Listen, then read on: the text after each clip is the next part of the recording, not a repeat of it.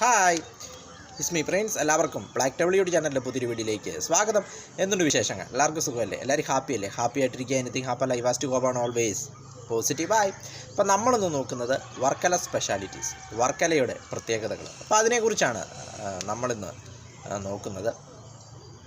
വർക്കല തിരുവനന്തപുരം ജില്ലയിലെ ഒരു തീരദേശ മുനിസിപ്പാലിറ്റിയാണ് വർക്കല എന്നത്. ഇതിൻ്റെ ടോട്ടൽ ഏരിയ എന്ന് പറയുന്നത് 14.87 കിലോമീറ്റർ സ്ക്വയറാണ്.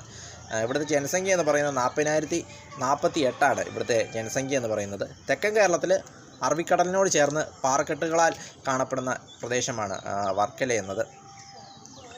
അതുകൊണ്ട് തന്നെ ഈ പാറക്കെട്ടുകളുടെ സംരക്ഷണവും പാറക്കെട്ടുകളുടെ പരിപാലനവും ഇതിൻ്റെ പ്രൊമോഷനുമൊക്കെ വേണ്ടിയായിട്ട് ജിയോളജിക്കൽ സർവേ ഓഫ് ഇന്ത്യ ഇതിനെ ഒരു ഭൂഗർഭ സ്മാരകമായിട്ട് പ്രഖ്യാപിച്ചിട്ടുണ്ട്.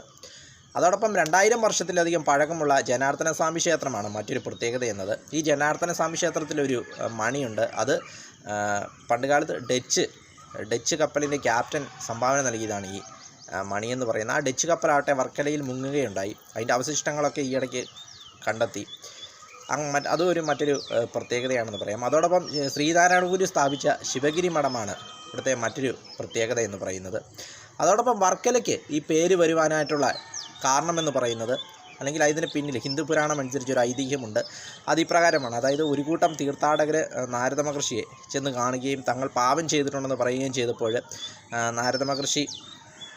നാരദൻ തൻ്റെ വാൽക്കളം എടുത്ത് എറിയുകയും ആ വാൽക്കളം വന്ന് ഈ ഗ്രാമത്തിൽ പതിക്കുകയും ചെയ്തുവെന്നാണ് വിശ്വാസം. അപ്പോൾ ആ വാൽക്കളം എന്ന് വെച്ചാൽ മരത്തിൻ്റെ പുറന്തോല് കൊണ്ട് നിർമ്മിച്ച അരക്കെട്ട്, അതിനെയാണ് വാൽക്കളം എന്നുകൊണ്ട് പറയുന്നത്. അപ്പോൾ ആ ഒരു സാധനം വന്ന് ഇവിടെ വീഴുകയും ഈ ഗ്രാമത്തിൽ വീഴുകയും അങ്ങനെ വാൽക്കളം എന്ന പേര് പതിയെ മാറി പിന്നീട് അത് വർക്കല എന്നൊരു വിശ്വാസമുണ്ട്. അങ്ങനെയാണ് ഈ പേര് ലഭിച്ചതെന്നാണ് പറയുന്നത്. തിരുവനന്തപുരത്ത് നിന്നും ഏകദേശം 40 കിലോമീറ്ററും കൊല്ലത്ത് നിന്നും ഏകദേശം 27.8 കിലോമീറ്ററുമാണ് വർക്കലയ്ക്കുള്ള ദൂരം എന്ന് പറയുന്നത്.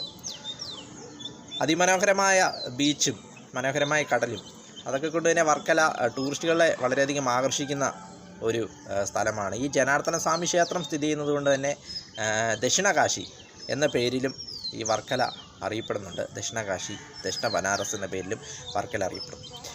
വീഡിയോ ഇഷ്ടപ്പെട്ടാൽ ലൈക്ക് ചെയ്യുക, ഷെയർ ചെയ്യുക, കമൻറ്റ് ചെയ്യുക, സബ്സ്ക്രൈബ് ചെയ്യുക. വീണ്ടും പുതിയൊരു വീഡിയോയിൽ കാണാം. അതുവരയ്ക്കും ടേക്ക് കെയർ, ബൈ.